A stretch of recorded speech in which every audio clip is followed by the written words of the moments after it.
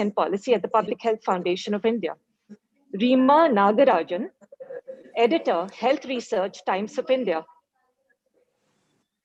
Murali Neelakantan, dual qualified lawyer, principal lawyer, amicus, formerly Global Counsel for CIPLA and Global Counsel for Glenmark.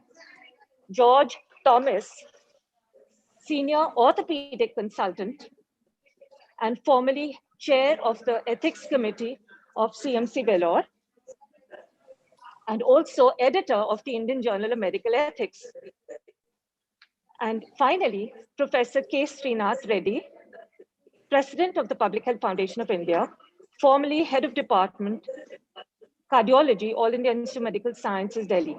I now request Dr. Reddy to give an overview and take forward the proceedings and moderate and chair the seminar. Over to you, sir. Thank you very much. Thank you, Shafalika. We seem to be a little ahead of time. Should we wait for 2:30 or are there enough registrants who have joined? Well, if it's okay, then I think we can start. I think, yes, sir. Sure, we'll go ahead and do that. We'll go ahead and do that. So thank you very much for arranging this and having such a stellar panel to address what is obviously a very important area in terms of looking at how our health systems are designed, how they're delivering, and how obviously they need changes in terms of their reform as we move ahead. Clearly, India's health system has evolved by default and not by design as a progressively under-resourced public sector, dwindled in presence and decayed in performance. And an unregulated private sector grew, but not necessarily filling that space across the country in a geographically well-distributed fashion, and certainly not being accountable for delivering on the mandate of equitable and efficient health services across the country. So we have a challenge in which both these elements will have to be now aligned in a manner that the objectives of universal health coverage are met without allowing the private sector to take undue advantage, and also ensuring that the public sector becomes much more responsive to the needs of the people. We do have a situation where even the private sector is fairly heterogeneous, both in its composition as well as in its distribution, starting from the informal care provider in the village to the corporate hospital in the metropolitan cities. However, the role of the private sector across primary healthcare, secondary healthcare, and tertiary healthcare has not been very well defined. And certainly the regulatory structures have not evolved to hold them to account or to call upon them to render the necessary services in an appropriate manner. Given the situation and the mix of people that we have in the private sector, which is a clearly not-for-profit private sector, a for-profit private sector, and some sections being profiteering private sector, and sometimes the distinction gets blurred. How do we actually deal with the private sector and bring it into the ambit of a health system that can actually deliver to the people all the essential services in an affordable manner? So to address some of these challenges, we have a very distinguished panel, and we look forward to an animated discussion on how best we have to deal with the private sector in our way forward. Even the Finance Commission, in its latest report, the 15th Finance Commission, has asked for better regulation of the private sector, saying that the regulation has been so far very weak. So how do we actually move forward now? Dr. Shaktivel Selvaraj, you have been a very keen observer of private sector performance and participation in our health system, and a fairly trenchant critic in several ways. So we'd like to have your perspectives first.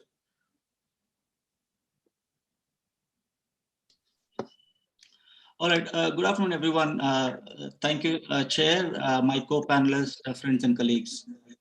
But at the outset, I want to thank the organizers for having me in the discussion to talk about healthcare market and the private sector. What I intend to do, address in the next about 5 to 7 minutes, is to highlight the anti-competitive practices of the pharmaceutical industry, which undermines consumer welfare and the health of the nation. In specific, what I intend to focus is the issues of profit and profiteering in the pharmaceutical sector. To begin with, I think we know that the demand for healthcare is often unpredictable and uncertain. And therefore, the demand is largely inelastic in nature. So theoretically, perfect competition is expected to achieve optimal consumer welfare. But in healthcare markets, buyers rarely know the value of the service, the product provided by the provider.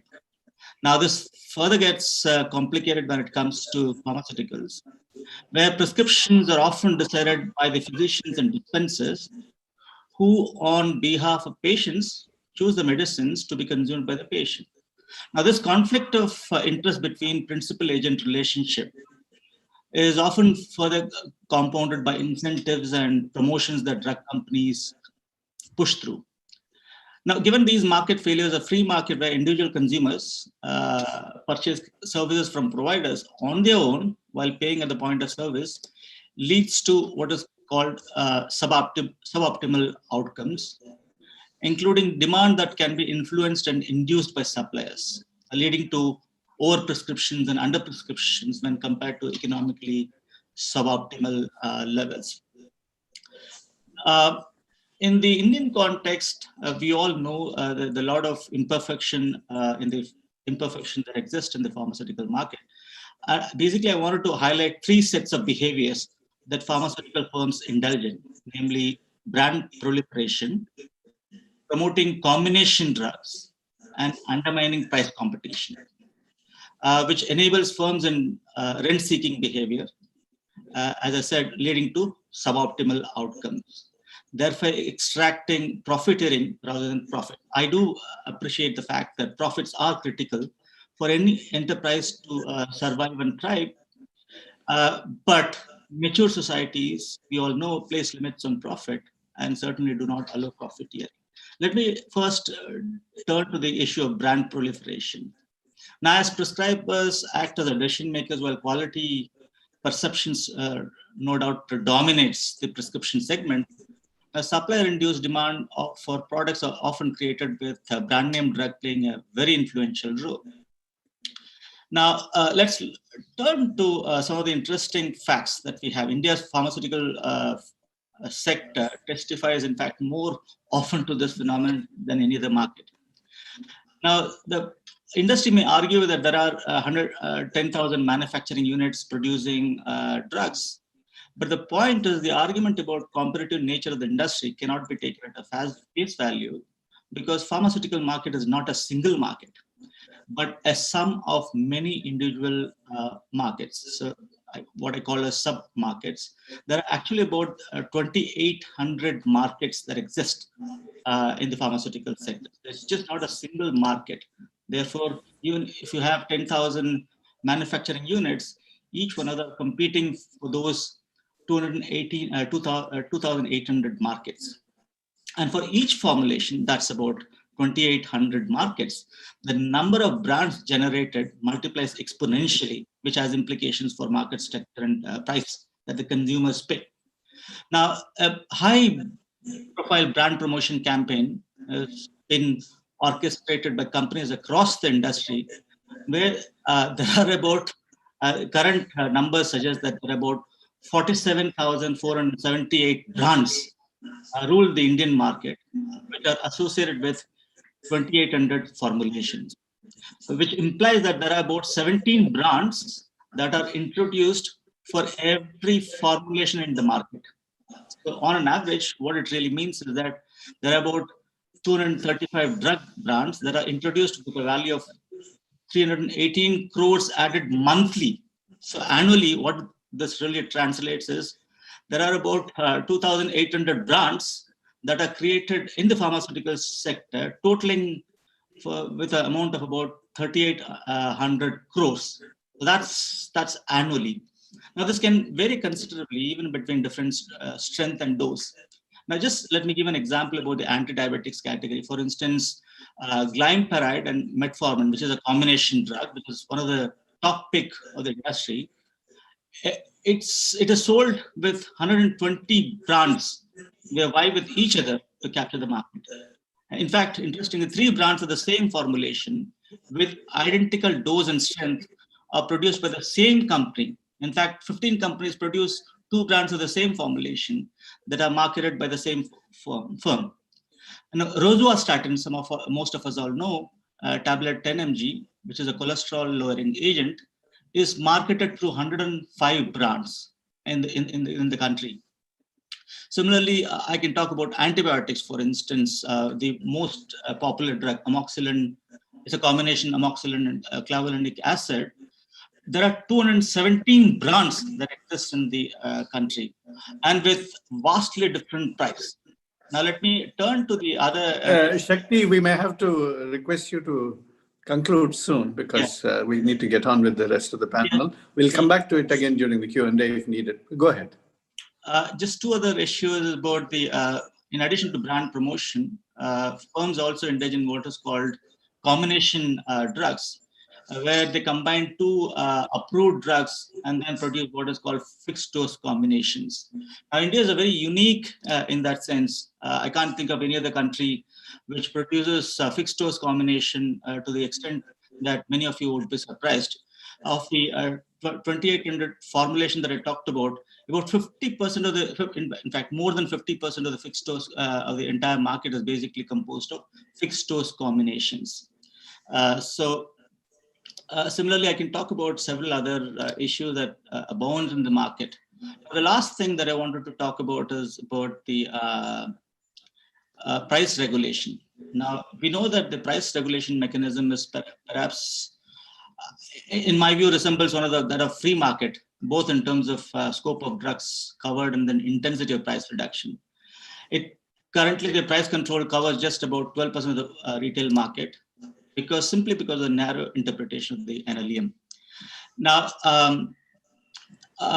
in addition to this problem of the scope of price control, the other major problem is with the mechanism of price control itself. Earlier, we used to have what is called cost-plus based pricing mechanism.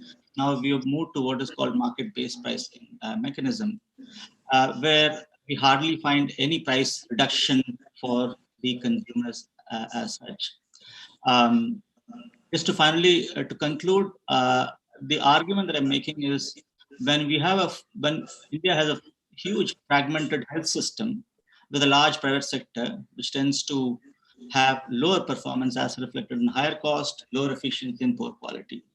Now, I think there is a need for the government to actively shape the structure of the healthcare market and the pharmaceutical market in order to regulate the entire continuum of care rather than specific sub-markets, which can distort prescription behavior, resulting in poor value for money. So I would rather stop here and then say that consumers and patients in India deserve better, affordable, and quality care in a country that is often called as global generic Spain. I think I'll stop there. Thank you very much. You have obviously described the many ills of the pharma industry, and we'll come back to that later when Mr. Neelakantan will also come in with his comments. For those in the viewership who are not economists, when Shakti talks of rent-seeking behavior, he's talking about corruption, which can be monetary corruption or corruption in other manner. Dr. Prinja, what are your views on the public versus private healthcare sector? Because there is often the big debate about equity and efficiency. It is stated often by defenders of the private sector that they deliver care with greater efficiency. And of course, the public sector replies that we ensure greater equity in service. Is it really true that one has the monopoly of equity and the other has the monopoly of efficiency? Sure. Thanks, Professor Reddy. I mean, that's a very interesting question. And in the entire discussion and discourse around universal coverage and purchasing and provisioning of healthcare, I think the question of whom to purchase care and who should be the provider is unavoidable. And two fundamental considerations that we generally tend to, that have become important drivers of our discussion and discourse are equity and efficiency of public versus private. So let me take equity first. So theoretically, there is an argument that access to care in private sector is linked to the ability to pay. So by default, the rich are likely to utilize the services disproportionately more than the poor. On the contrary, there are apparently no financial barriers to accessing services in the public sector, but in practice, there are. For example, depending on the extent of out-of-pocket payments, the public sector could also potentially pose similar problems for the poor. And there are other equity dimensions as well between the public and the private. For example, the distance from facilities, level of education, but most of these factors tend to favor more equitable outcomes in the public sector, given the greater concentration in the rural areas and more outreach nature of service delivery as well. In terms of the empirical evidence that exists, interestingly, most of the surveys that were conducted prior to around 1990s for the public sector actually also reported not so equitable outcomes in the public sector for utilization of healthcare services. And a lot of proponents of neoliberal economics actually used to use these as an argument to say that does it really benefit the poorest if we invest in public sector? But almost universally, since the 2004 NSS data came in, all the surveys that report on utilization of healthcare services show a much more pro-poor utilization of healthcare services in the public sector. But this finding is not actually quite uniform across all states. So it's not to say that all states, all public systems in all states have the same level of equity in terms of healthcare delivery. A closer look at the data actually shows that the states where there is a higher per capita spending on the public system, you have a more equitable healthcare utilization. And one of the theories or reasons that could potentially explain that is that, you know, when you have the initial set of money that comes in to spend on the healthcare, it gets spent on the salaries of the doctors or maybe creating a few more facilities. But it's when you get to raise your spending beyond a certain threshold critical level that you start to spend on the delivery of services, which start to become free then. So for example, spending on medicines increases, spending on diagnostics increases. And the moment the out-of-pocket expenditure went down in those states with higher public spending, the outcomes become equitable. And there's been a systematic review looking at the NHM related spending and the service delivery. It has very significantly positive outcomes in terms of equity. So I agree that equity, by far, there is a very strong argument more in favor of the public sector, both theory and evidence. The next point is the comparison between efficiency. Now, that's a tricky way because efficiency, if you look at what is efficiency, efficiency in true sense is a comparison of two alternatives between both costs and consequences. Now, frankly speaking, there actually hasn't been a good assessment of efficiency comparing public and private sector provisioning, which compares both the costs and the outcomes as well. Now, there was an interesting analysis which was reported probably a year or two back. Dr. Sundaraman and others were co-authors on that, which showed that actually a patient who is insured going to a private sector hospital actually spends more than a non-insured patient going to a public sector facility. So which means from a patient's perspective, the cost of care, the cost of care from a patient's perspective is more the type of facility being used than whether or not there is an insurance or not. But then obviously that doesn't represent the true cost because there is a subsidy element within the public sector as well, which is not being captured in the measurement of simply an out-of-pocket expenditure. We've been involved in doing a large study looking at cost of healthcare services, both in public and private.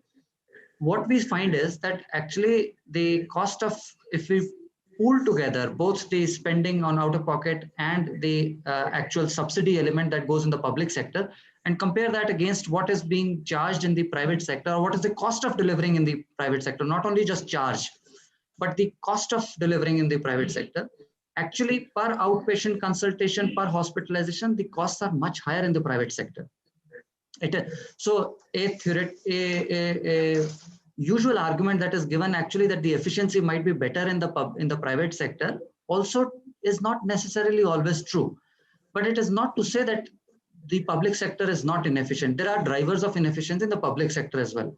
And I think that the drivers of inefficiency in the public sector include predominantly there is underspending. So the underspending in the public sector is one of the drivers of inefficiency. And then the underutilization, which is linked more to governance than to the other system level features. And to an extent, the lack of an evidence-informed priority setting. But in the private sector, the inefficiency actually draws from a supplier-induced demand that leads to an oversupply of the services. So for the same level of health outcomes that you might be getting, you're actually spending more there in the private sector. But I would still tend to say that we do not necessarily have a very robust analysis in terms of comparing the efficiency of both public and private delivery of healthcare services. So I'll try and stop here, but I'll say that for efficiency, there are challenges in both the public and the private. Equity, the public sector is definitely, there's a strong plus, whereas we have a strong negative in terms of the private sector. Maybe I'll stop at this point, sir. Thank you. I'm sure there'll be a lot of questions on this, and we'll come back to it in the discussion.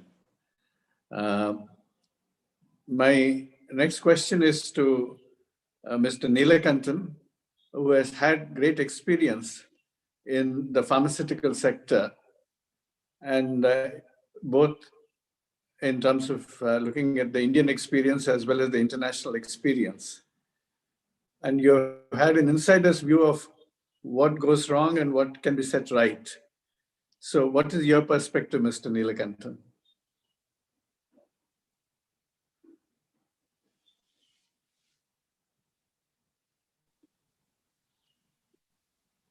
Mr. Neelakantan, I think you're on mute.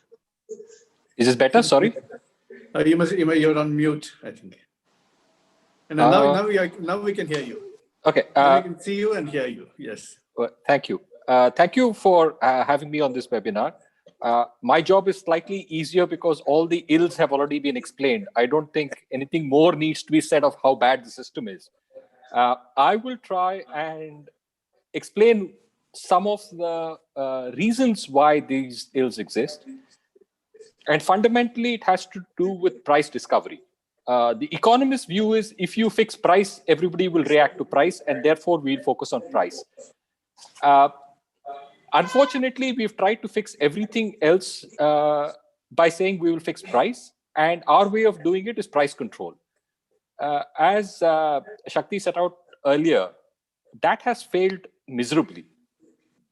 When the DPCO was introduced in 2013, for at least a year after that, my joke was that I'm not an economist, but the Prime Minister has at least one doctoral degree from Oxford and Cambridge, so he may be able to explain what the economic basis for DPCO is. After 2014, I can't say that anymore.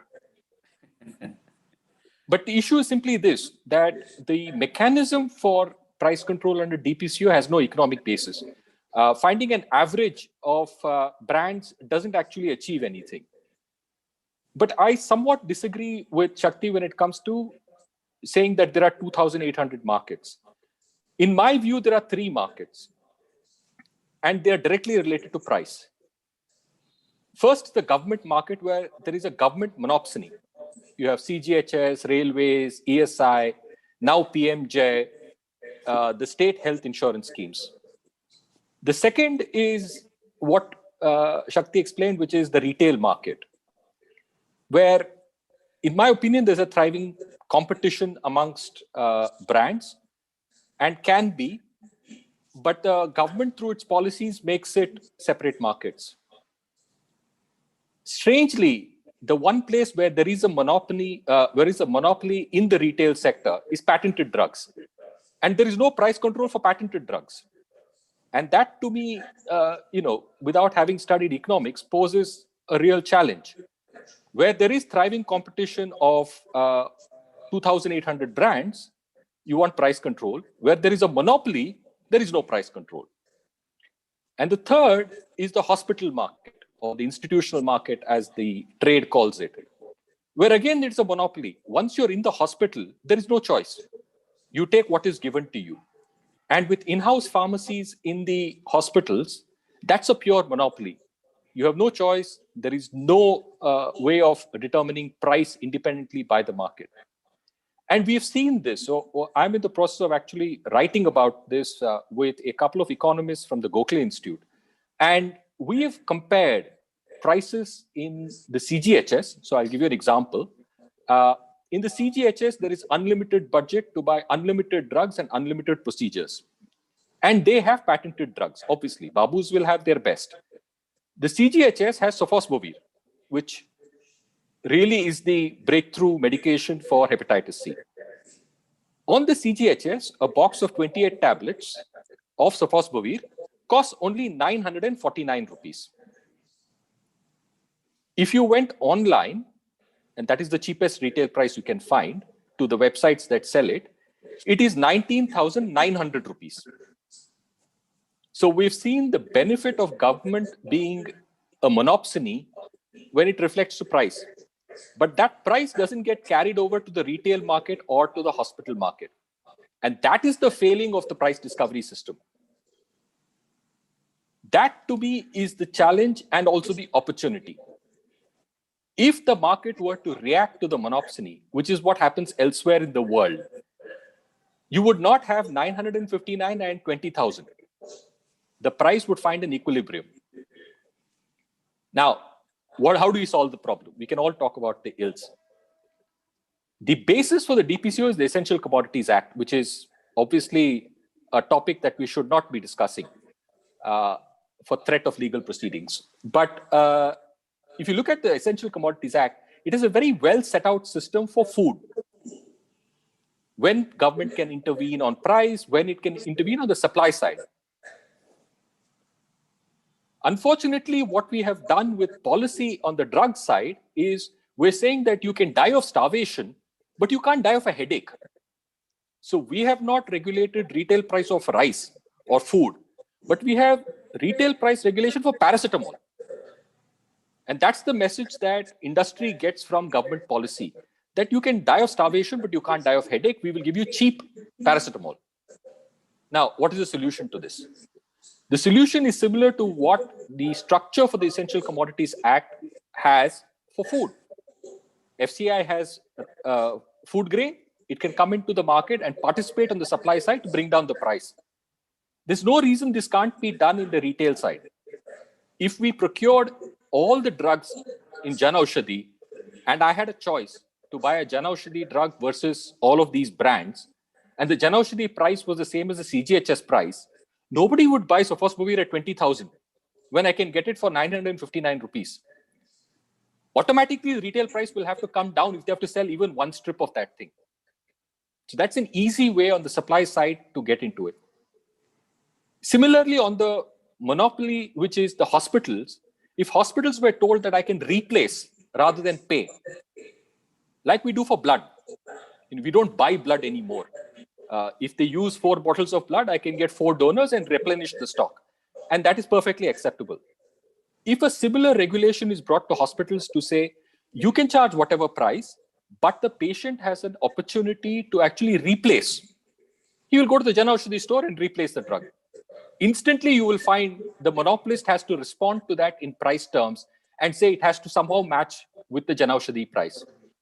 So with not very much effort, with no change in regulation, we can fix the problem in the market by just a pricing mechanism. Now, this is not a new idea. Much of this, you will find aspects of it in the Pranab Sen committee report many years ago. There are examples, as I said, with blood banks where you can do this. We have the Jan Aushadhi scheme. So if the government can procure for Babus and the CGHS, then surely it can do it for PMJ, it can do it for ESIC, and it can do it for the rest of us. It can do it for those who have private insurance, for those who don't have private insurance. And I leave with this. After all animals are equal. And then, but. Okay, with that Orwellian statement, we'll move along. I have some questions for you, but then I'll leave it later on. Thank you. Ms. Rema Nagarajan has been one of the most experienced and astute commentators on India's health system through her columns and reporting. And she has had a very good view of how the health system has evolved over the decades and how some of the accumulated ills have piled up. So, Ms. Nagarajan, from your point of view, how is access to healthcare in private and public being now provided, and how is commodification of health really affecting the access, affordability, and quality of healthcare? Thank you, Dr. Reddy. I'm going to speak purely from, not into any other aspect, but purely from the point of view of a patient. So as a patient, the first thing is, am I looking to fall ill? No. Do I choose to go to the hospital for a lark? No. It's only when there is a real problem.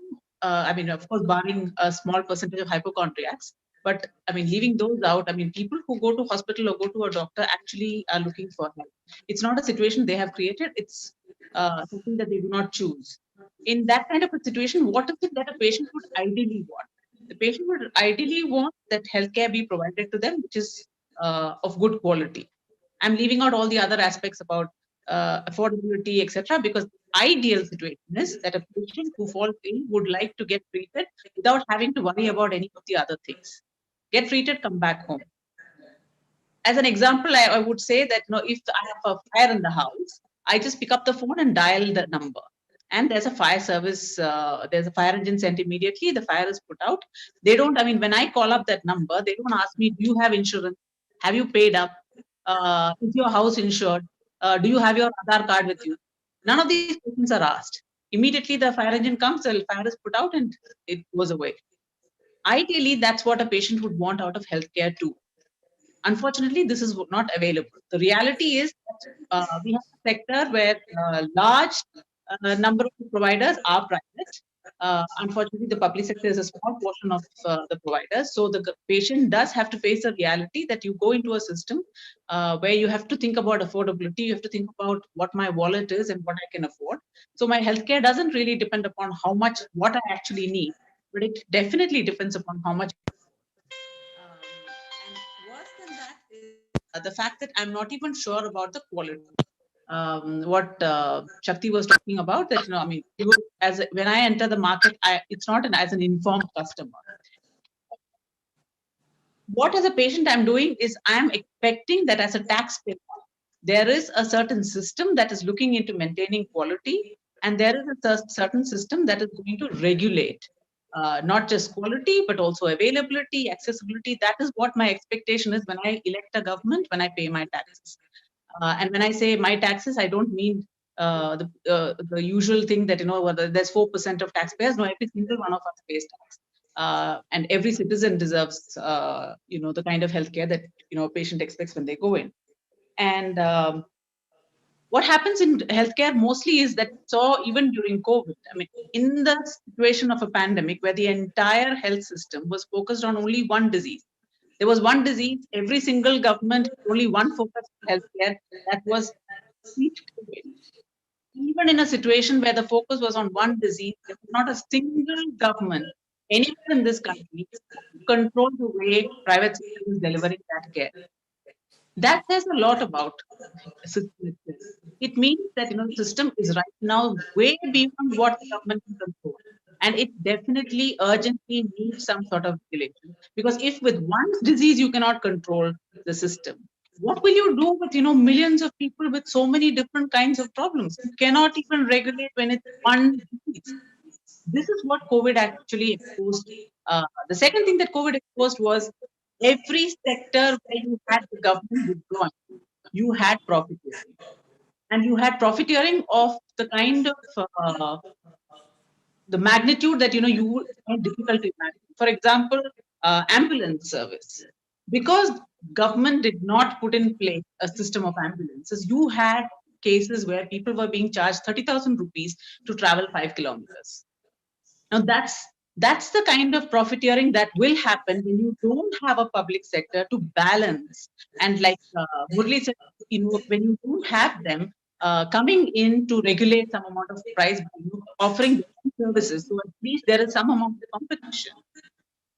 So when there's a complete absence, second thing that we saw was in a state like Kerala, where home services were being provided by the government, there was not a single ad in any of the papers. There were no messages being received on mobile phone saying take home monitoring services.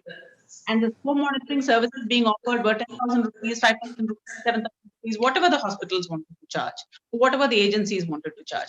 That sort of a system we saw only in places like Delhi, where there was very poor home monitoring systems being made available from the government. So again, that's a clear-cut example that when the government completely fails to do what it is basically supposed to, I mean, the private sector will step in. And when the private sector steps in the absence of any sort of regulation, there will be profiteering. And the patient is in no condition whatsoever to be bargaining at that point of time.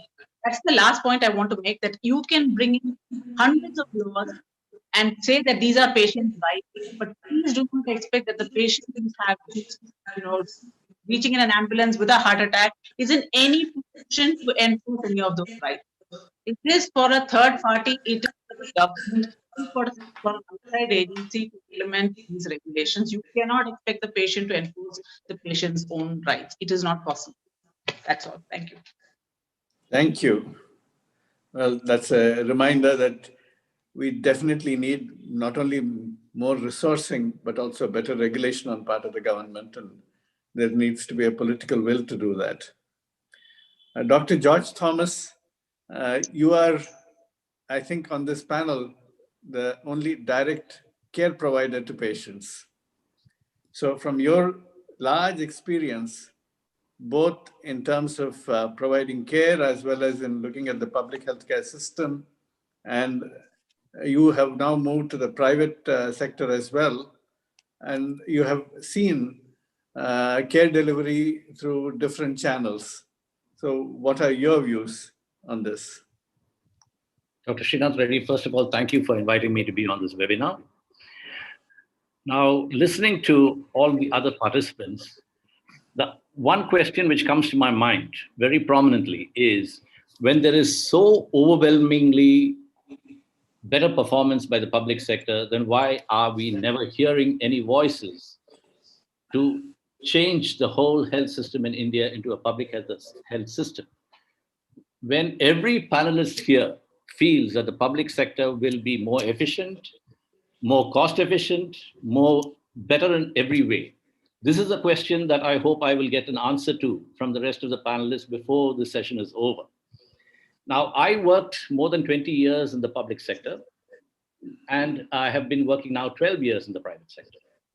So there is a question between, I think, what is the perception of the patients or the people who use the public sector and the health sector, in whether it be public or private, and what are the perceptions of the doctors or the healthcare providers who work inside it. Whatever I say is not based on research, it's based only on my interactions with people along the way. I have asked this question a number of times to different people, and it's only based on that. So this is a rather anecdotal or emotional or whatever you may call it. I have not done a research study on this. Now, I think that in the early, somewhere in the 80s, when technology boomed in the healthcare sector, the face of the healthcare sector itself changed. When I studied medicine, the most prominent, the most well-known doctors were all in the public sector. If you had a serious problem, you went to them. But post-1984, after the setting up of Apollo Hospital in Chennai, the first CT scan in Chennai was in Apollo. The first MRI was in Apollo. the high technology, all of the high technology moved into the private sector way beyond. Now we have cities and most of the public hospitals in Tamil Nadu, which is one of the better served public sector hospitals. I mean, states where the public sector works better than others. But at that time, they did not. Now, although all of us may say, we know from a public health point of view that having vaccination is more important than personal care. Having better food is good for health. And we know all these general things. But for the person, what matters is when they are seriously sick, he has sepsis, where does he go? What is the healthcare he provides? That is what they see as healthcare. That's what the patient sees as healthcare. And the doctors, every one of us has some amount. We like to be famous, we like to be well known. So what is the type of job we want to do? These two things are very important. It tells why I personally agree that theoretically the public health sector should be doing better than the private sector, but it doesn't. Now, I feel that post 1980, the public sector is designed to fail. It cannot match the private sector in these patient outcomes, which patients are very interested in. They not only want to be treated, they want to be treated as human beings. The public hospitals are extremely overcrowded. There is no way you can provide treatment quickly. There is no way you can be humane. There isn't any time. There have been no studies to show how many patients a single doctor should look after. I used to see 100 patients in a railway OPD in about 3 hours. How much time do you spend talking to them? Where is all this personal part which you find in the British Medical Journal, the Lancet, the NEJM? In all of them, you will say how you need to talk to the patient. But in the private sector, I have a lot of time. I see 14 patients in 2 hours. So naturally, satisfaction from that point of view will be higher in the private sector. The public sector, as it works now, is designed to fail.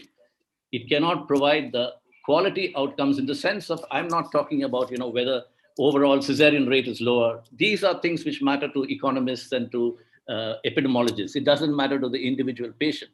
Individual patient is looking for a doctor who is nice to them, who speaks to them, who is, they will come back and say he's the best doctor. This is how it's in private practice. They will go and tell, and they're looking for a clean room. They're looking for some privacy, not to be lying like cattle, 20 in a room with no screen between them. It's improved now, but it never was good. Now, all these things about the drug costs being lower in the private sector, in the public sector, I know I was a procurement officer in the railway for some years. So I know something you can buy for 1 rupee in the railway will cost 10 rupees, maybe 100 times the price in the private sector.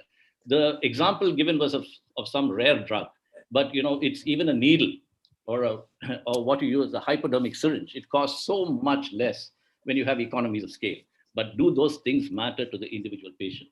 Now that's from the patient point of view. From the doctor's point of view, now if you right now,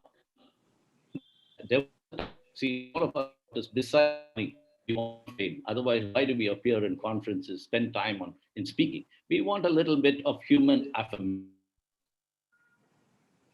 More like I think after that is having Apollo Hospital on your phone. Everybody, all the people say, oh, he works in Apollo Hospital, he must be good. There is a perception. If you work at once upon a time, if you worked in the Government General Hospital, in Madras Medical College, that was something to be proud of. But now nobody cares. Nobody knows who the doctor there. But any high tech, what comes in the newspaper? What does Rema Nagarajan, one of the better news reporters, and she does a much better service. But what comes in the newspaper? Is it about now COVID? Yes. But earlier on, was it about vaccination? Was it about how many lives are saved by getting clean water? No. It's about the liver transplant, the pancreatic transplant, who does open heart surgery. So when there is a perception among the doctors and the patients that private health sector is better than public sector, how are you ever going to change it into a very equitable system? Now, I am a very big fan of something called the high-level expert group, of which Dr. Srinath Reddy was the chair. I have tremendous respect for him, especially because of that report.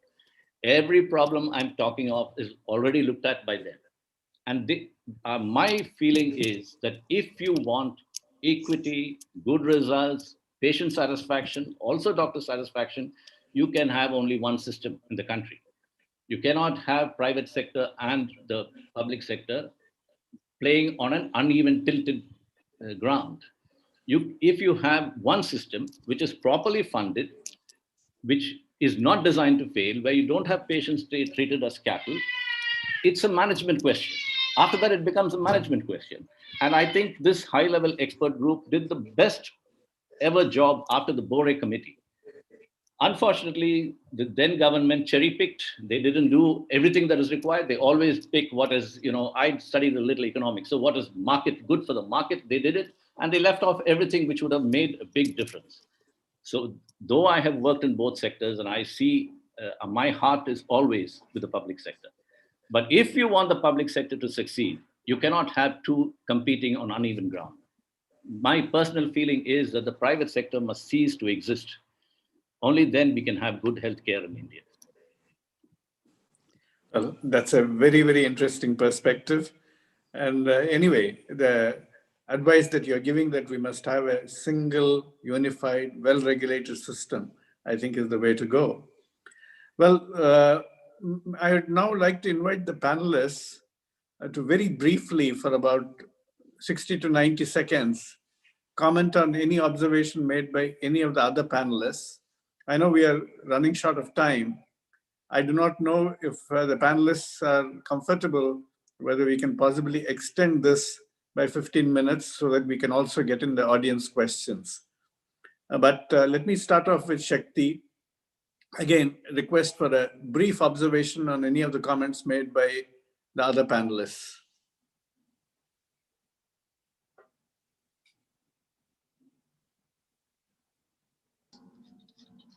Well, my first question is to Mr. Murali Nilakanthan.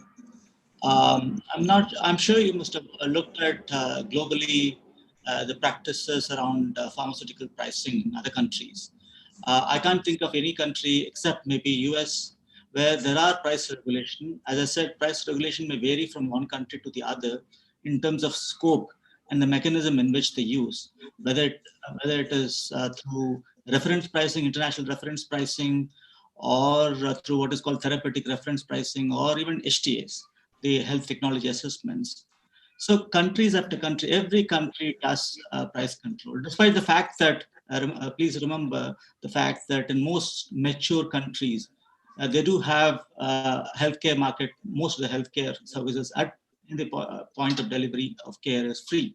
And despite the fact that price regulation do exist for both the generic products as well as the patented medicines. Well, Ms. Nilakanthan, would you like to take up that question right now? Yeah, sure. I'm in complete agreement with Shakti. I have often said that I've been a beneficiary of the National Health Scheme during my decade in London. And I have been the beneficiary in more ways than one, but I've also been hurt by not being able to jump the queue. So as an Indian, I expect to be privileged and be able to jump the queue. And I wasn't allowed to jump the queue there. So it taught me a very important lesson. My suggestion when I spoke earlier was that the ability of a monopsony, in this case, the government, to be able to deal with a monopoly on the other side will give us a reference price. That reference price is not translating into a retail market. That should be the benchmark price. So I agree with you entirely that if we can get government to use the power of its procurement, the power of the monopsony, it should translate into lower prices for you and me who are not in the public sector. And my gripe is that it is not doing it. It is doing it for itself and its babus. It is not doing it for the rest of us. So Shakti, I'm completely in agreement with you that the government has the power, has the ability, not in terms of regulation, but in terms of market power to influence price. Reference pricing is great. That is how the government will determine the price when it negotiates the monopsony. But that is not how a price needs to be set for the retail market. I'm not a big fan of price regulation because, as I've said, we've done it very badly. And once you ask government to do some of this stuff, if you read the DPCO, it's a nightmare. Some of those formulae don't make any sense at all. How do you find the price for the second drug? It makes no sense at all. And as an economist, as somebody who does a lot of competition law, I can tell you that they assume each molecule is a separate market. But as doctors, you know that you can go from one gliptin to another gliptin. People who are on linagliptin will be fine on linagliptin. You don't have to move them to sitagliptin. On one statin, you don't have to move them compulsorily to the next statin when the next one comes on the market. But we think of regulating by molecule. That is what the CCI also does. So they don't understand the market. And that is our problem, that we don't understand how the market works, or perhaps we do and we don't want to fix it. So Shakti, I'm in complete agreement with you. We need to find price. And if we can do a good price discovery system and achieve price equilibrium, then we will all benefit.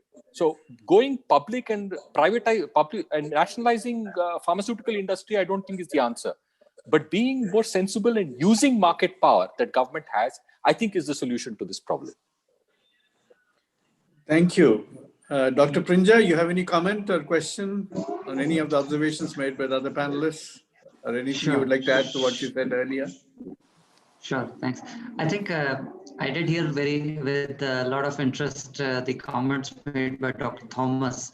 And I'll just like to add there that it's not to say that any one is completely efficient and the other is completely inefficient, the sectors. It's just to say that both of these sectors have their own inefficiencies. The cause of the inefficiency of both the sectors is quite different. So while I'll say that the reasons for inefficiency in the public sector are largely to do with the underspending of the public sector and relative poor governance in the public sector, the inefficiency of the private sector tends to happen because of the poor ethics and the regulation of the private sector. So as a result, the solutions that have to be brought about in order to improve the efficiency, while on one side it has to be more spending and better governance, on the other side it has to be more regulation and there are, so for even the COVID times, when there were even the pandemic situation, did not let the government take a very extreme step such as nationalization.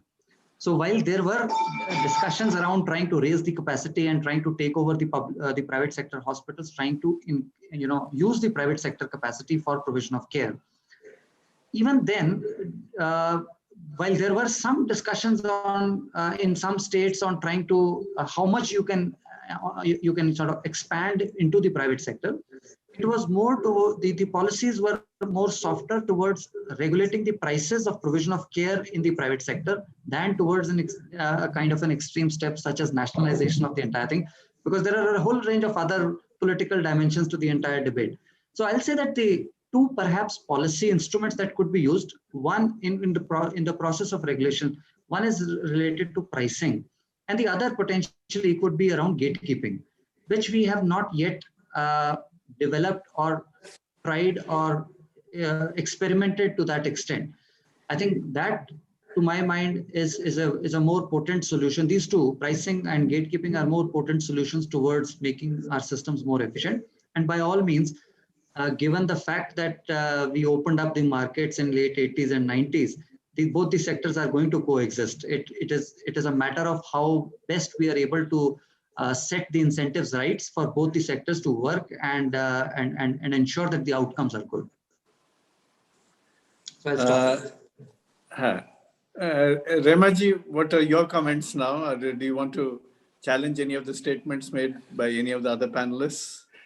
Only one statement.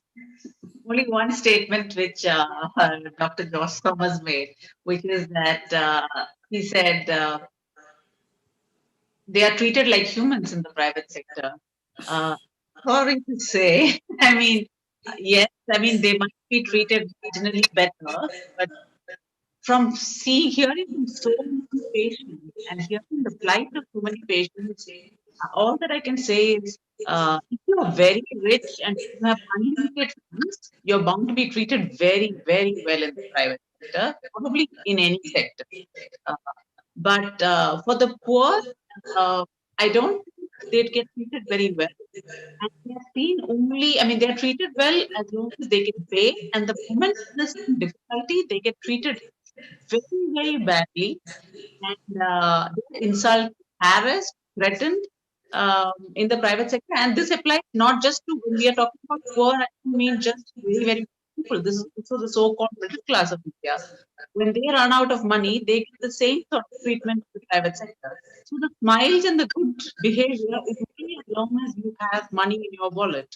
The moment you see that you have a little bit of problem with the money, the behavior changes completely. That's the reality of the private sector. But having said that, I must say that what Harshmander went through in AIMS, in the general ward in AIMS, and how that came out, that says a lot about how bad things are in the public sector and how badly we treat the patients and how that is taken for granted. Because I think people in the public sector are not trained to look at patients as people with rights, but actually as people towards whom they are doing some sort of favor because they're getting treated for free. That's the unfortunate reality of the public sector too. Srinath, may I say something? Yeah, please. Of course, you're going to be your turn anyway. Go ahead. That's to me. Okay. I would just like to say this. What I actually said was about the perception of the patients, that they feel that they are treated better in the private sector. This is a small correction. But I would completely agree with Dr. Rama Nagarajan. The question is that is it the culture in India to be generally rude to other people whom we see as where we are more powerful than them, where the doctor feels that he is in more power. So even if you pay, you don't get treated very well. But if that is the baseline by which we are going, I am certainly sure that as long as you have money, you will be treated better in the private sector, simply because you have a choice. Those who go to the government hospital have no choice. They have no money, and so they are bound to be there where they are. So I am not convinced by my co-panelist, Dr. Rama Nagarajan's view that the treatment is equally good in both in the public and private sector. It's comparative. I am certainly sure that they are treated better in the private sector. Having said that, now it's my turn to ask a question, and I am going to ask a question to Dr. Shankar Prinja. It is a common perception among doctors. If you go to any medical conference, the doctors always feel how little they are appreciated. And you will see in the question and answer box also that one person has asked, what about all the small scale, all hospitals are not corporate. What about those who are in the private sector and the small hospitals? Are they not doing a good job or something to that extent? This I hear all the time. Particularly, it is relevant when you made a mention about something about the salaries paid to doctors. Now, doctors feel that they are entitled to a fair remuneration, and I completely agree with them. Many of them will say, when I was in school, the person who was studying with me was not as smart as me. I studied medicine. That guy went into the IT sector. He's getting paid so much better than me. So leave aside this, which I'm just telling as, to give you a context of how it feels like. It is unfair if in the way the society is organized now, where one of the most highly trained persons, if they are not paid a fair wage, what can be the fair wage we can discuss? But to say that, salaries take up the bulk of the budget, that is a rather, in my feeling, a rather not thought out statement. The budget is too small. You have to make the pie larger, not complain about that part of the pie is being taken to pay the doctors who are highly trained, have spent a lot of time. Then how are you going to attract doctors to work in this sector? And this is why I feel that we must not have two competing systems. All these things can be taken care of by, following the, if not exact letter, the spirit of Dr. Reddy's beautiful report. Doctors need to be paid a fair wage. So I will ask you, Mr. Shankar Prinja, what do you think is a fair remuneration for the doctor? Since you're so concerned about the budget being eaten up by them. Okay, Shankar, the question has been posed. Go ahead. Sure. So I think my comment has been misinterpreted. I never meant to say that the salaries are high and that's why they're consuming. My whole point was that our budget is so small that all that it goes is towards paying the salaries. That was my point. And the point that I was again trying to make was that as a result, we are left with hardly anything that is used to pay the kind of recurrent expenditures to maintain the services, that is spend on medicines, spend on diagnostics. That was the point that I made. I mean, I completely, I don't claim to have made a point to say that they are overpaid. Obviously, they're not overpaid at all. So it's just to say that when you don't spend enough, what you spend on is all about the kind of maintenance of the system through the salaries of the staff that you have hired. But as you start to spend more, you spend more on the service delivery component, which includes the medicines, diagnostic, which reduces the out-of-pocket expenditures to individuals, and that leads to better outcomes in terms of utilization. That's the point. That was the point that I was trying to make. Thank you. I think it's time now to turn to some audience questions. Shafalika or Gina, who are you're monitoring the audience questions. Would you like to read out any of them?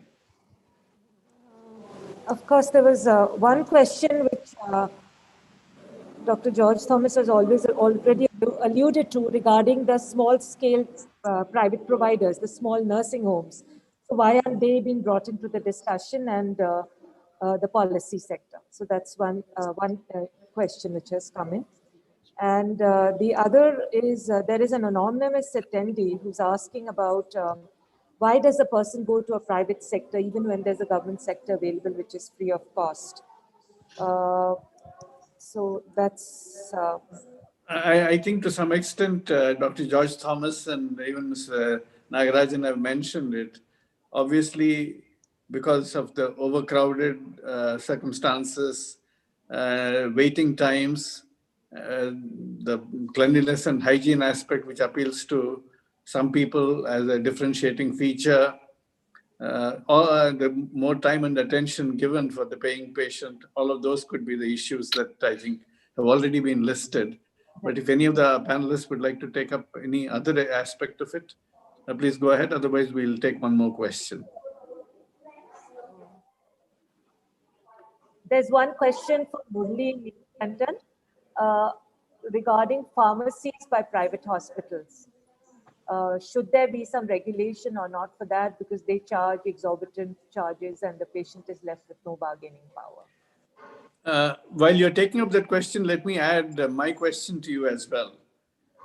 Since the government has the monopsony and can actually manage to fix lower prices when it negotiates for itself, at least with the private hospitals which it is accrediting for publicly financed schemes like PMJ, etc., should it not make it conditional for them to take the medicines from the pooled public procurement system that the government can create?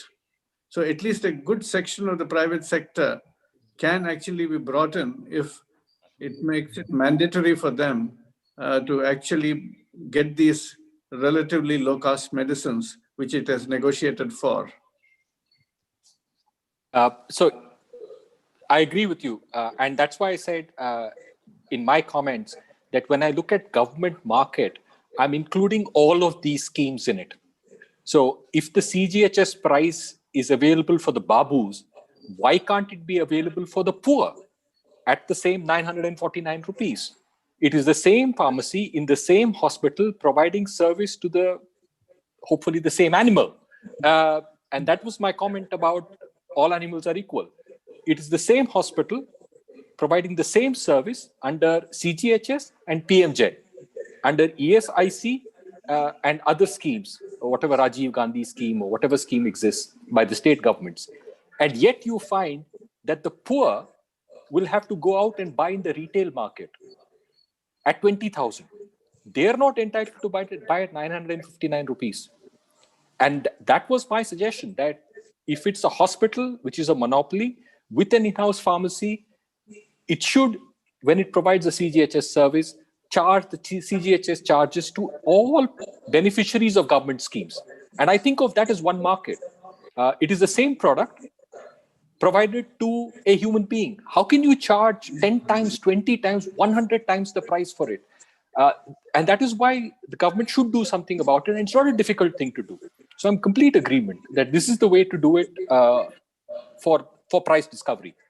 And I said that if for the retail market, the government doesn't want to bring in price control, then you and at least I, since I don't benefit from any of the schemes, will be able to go in and say, okay, you're not going to give it to me at 949 rupees, but I will buy it from Jan Aushadhi at 1,000 rupees and replace it for whatever I have used. So if hopefully I don't have hepatitis C and if I do, I go to a hospital and they charge me 20,000 for that box, I should be able to say, okay, thank you very much for this box, but here is the replacement for that box, which I can buy at 1,000 rupees and give it to you. That will ensure that the price will come down automatically. They have no market left for the 20,000. And we have seen that with compulsory licenses. I hate to bring up compulsory licenses, but we saw it with Nexavar, where the market by Cipla and Natco was a sixth or a seventh of what Bayer was charging. Bayer made money, of course, but a huge market was able to access Nexavar at that reduced price. Bayer still made a royalty on it. And I've written about it to say, therefore, nobody loses. And to the extent that government needs to procure under Jan Aushadhi a patented drug, this is the model to do it. So I'm completely in agreement with you. We can't have these 100 times the price. It's just unfair. And no market should be able to exist for that 100 times the price. Harshaf Alika, any other question? Otherwise, we'll... Just one short question from Girdhar Babu. The problems listed with the public health and private healthcare systems are a lot due to crowding and quality. Crowding which leads to poor quality. So that's one issue which needs to be sorted out. And any suggestions for that? And how do you prevent the private system from overcharging and exploiting in the name of quality?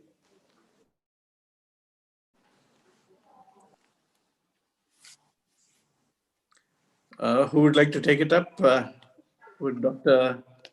Joyce Thomas like to take it up? The question about the crowding, that is the question. No. Crowding and quality issues, and also overcharging in the private sector. I think, the private sector has so many moral hazards that it is very difficult to regulate. It must cease to exist. We cannot regulate it. There should not be a private sector. It is impossible to regulate. There are so many ways of, gaming the system that we can't regulate it.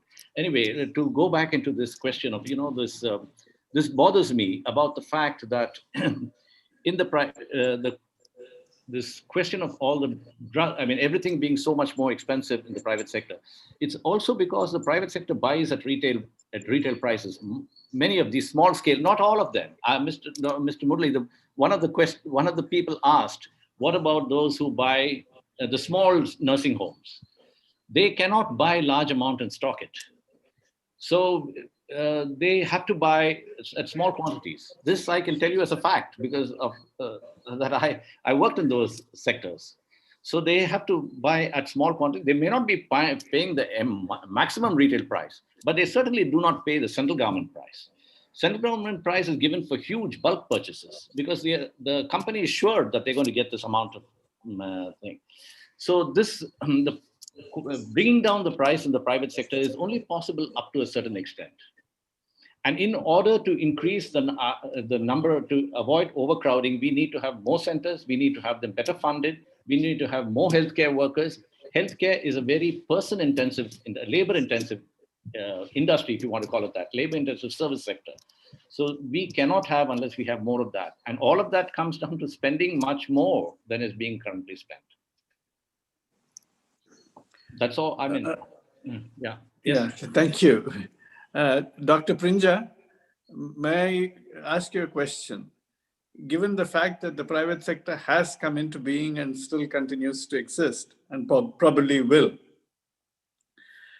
is there a possibility that we can actually build in networks of providers at each level of care, primary, secondary, and tertiary, as well as connect them vertically to create something like a capitation fee system through the networks in which the public sector actually sets the standards and also creates the rules of play, but brings in the private sector to participate in it following those rules of play and reduce the overall costs and create incentives for more preventive and also cost-efficient care?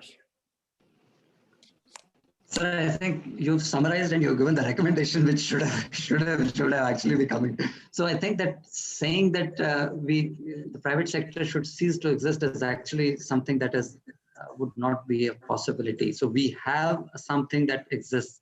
We have to be with it, and we have to make things and outcomes better in the current scenario. And I think that just to add on to what you've said, I think which is absolutely right. The first important fundamental thing that we need to bring in is that there has to be a single payer system. So rather than saying that we have a kind of a nationalized system of providing care, I think an interim step would be that we have a single payer system. And the moment there is a single payer system, then we can start to exercise certain controls and try and nudge for changes in the organization of healthcare delivery, the way you tried to suggest. That means you have certain networks of care. So once you have a single payer system, you have control over pricing to an extent, you have some mechanisms of gatekeeping, and you have certain right or control to direct this kind of a network that you are trying to allude to. So I mean, I completely agree, but I also feel that the starting point of all of this would be a single payer system, wherein again, the extent to which the government needs to invest on healthcare again needs to rise, irrespective of whether it is a public or the private provider. The overall level of spending by the public sector needs to rise. Then only you reach to a situation where you have a single payer system. Thank you. Mr. Neelkantan, you had mentioned that your experience with the NHS system, given the fact that the NHS system itself functions through contracted GPs and the NHS trust, but essentially functions in a unified manner with virtually like a capitation fee system. Would you think that is something that we can replicate in India? At least state by state? Yes, absolutely. I think in terms of equity, it is medical need before privilege. And to me, that has to be the basis. That, as Rema also said, that has to be the basis. You have to think of what the medical need is, and that should always trump privilege. In India, it is privilege that trumps everything else. I have more money, I have better contacts. Even if I have less money, but I have more influence, I can be at AIMS. All of that is taken care of by the healthcare system. It is not perfect, and that system actually works all across Europe. So it is not just the United Kingdom. You go to Germany, you have the same system. France has a similar system. Italy has a similar system. Portugal has a similar system. So it is not unique to the United Kingdom. It is common across Europe. Most of Western Europe has it. And therefore, it is definitely better than what we have now, which is closer to the American system, where you have some government-funded Medicare and Medicaid programs. You have some where the privileged, so if you're a senator, you get free healthcare, like the CGHS. But if you're not a senator, you don't. So there are some of these differences between the European system and the American system. Unfortunately, we like the American system more than the European system. And to me, that is the big issue. Fundamentally, we should look at the European system, which provides universal health care. What we have now started talking about is universal health coverage. And I have a real problem with these words, and words matter. We should stop using and advocating universal health coverage. That means government is giving money to insurance companies, who then give it to hospitals. There's no patient mentioned in these. If we talk about universal health care, then we're talking about patients. And therefore, I think if enough people stop using the word universal health coverage and start talking about universal health care, we have a chance that we'll talk about patients and not about money, insurance companies, hospitals, and pharmaceutical companies. So that is my take on the Western European system. Well, I take your point, but unfortunately, this terminology has got into the Sustainable Development Goals. So we'll have to try and redefine it to our advantage. The term may have to stay. Right. Any other questions, Shafalika? Otherwise, we'll try and close now. There are some questions which are not clear, so I've asked them to rephrase it and send it along, and we can send it on the group later. Okay, let me ask one question to Rema Nagarajan. You mentioned the kind of treatment that Harsh Mandir got in AIMS, and that was absolutely appalling and shocking. Do you think it is just the alienation created in an overcrowded, underpaid public sector system that is responsible for some of the apathetic and sometimes unkind behavior of people in the public sector? Or do you think that fundamentally medical education itself has failed to create the right kind of value systems which create that level of courtesy and compassion which is necessary for a caregiver? Dr. Reddy, I don't even want to get started on medical education because that's like a whole different subject altogether. Yes, that's very much part of the problem. And when I say medical education, it's not just doctors. It is the training of every single person in the health system, whether it is nurses, paramedics, technicians, all of them. I mean, we have appalling standards for their training, and there is zero emphasis on the way they are supposed to meet patients. But having said that, I think in the government hospitals, yes, crowding does play a role in the fact that, they get a little alienated from the patients. But there is also a huge, as Dr. Prinja pointed out, in government hospitals, in public hospitals, in public healthcare, the biggest problem is lack of governance and lack of accountability. So if I treat a patient badly, I don't pay any price for it. There are no consequences. And if the patient complains, there's nobody to listen to the patient's complaint. So there is no grievance redress. Nobody pays a price for treating patients badly. Nobody pays for giving poor quality healthcare. That's quite sad because, like I said, this whole attitude that we are giving you healthcare for free and you should be grateful for whatever little you get, that attitude has to go. All their salaries do come from the taxpayers' money and from the money paid to every single patient in that ward.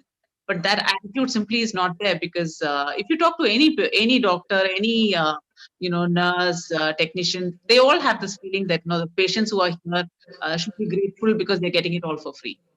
That attitude can only change if we have, like I said, one is accountability.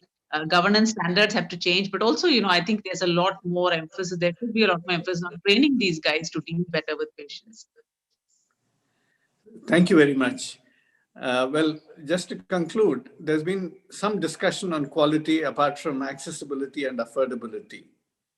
For me, there are 4 areas of quality, how we define quality and measure quality, whatever may be the complicated systems that have been proposed by many others.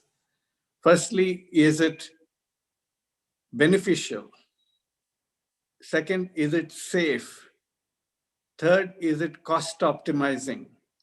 Fourth, does it provide satisfaction to the patient, to the family, and to the providers themselves? So if the system fails in any of these elements, then it's not delivering quality. So as we move towards a system which hopefully, as Dr. George Thomas says, will be a unified system which is accountable to the people and try and ensure accessibility and affordability by bringing together whatever exists in terms of public, private, and voluntary sectors into, if not a single system, at least into a closely coordinated system. I think we should be asking all of these questions. Is it beneficial? Is it safe? Is it cost optimizing? Is it providing satisfaction to all concerned? Thank you very much. I think this has been a wonderful webinar. Obviously, many questions could not have been answered in the short space of time, but the observations made by all the panelists are not only astute, but very stimulating.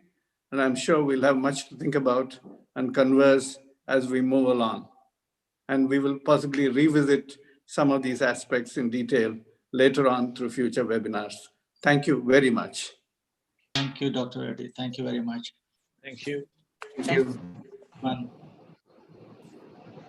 Nice. It was nice.